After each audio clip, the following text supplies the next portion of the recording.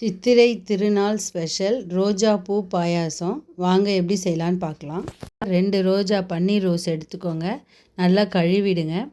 அரை கிளாஸ் தண்ணி ஊற்றி கழுவுன ரோஜா இதழில் போட்டுருங்க. நல்லா கொதி வரும்போது ரோஜா இதழுக்கு அப்படியே கலர் சேஞ்ச் ஆகிடும். கலர் சேஞ்ச் ஆனதுக்கு பிறகு 2 கிளாஸ் பால் ஊற்றிக்கலாம். திக்கான பாலாக ஊற்றிக்கோங்க. திக்கான 2 கிளாஸ் பால், தண்ணி ஊற்றாத பால்.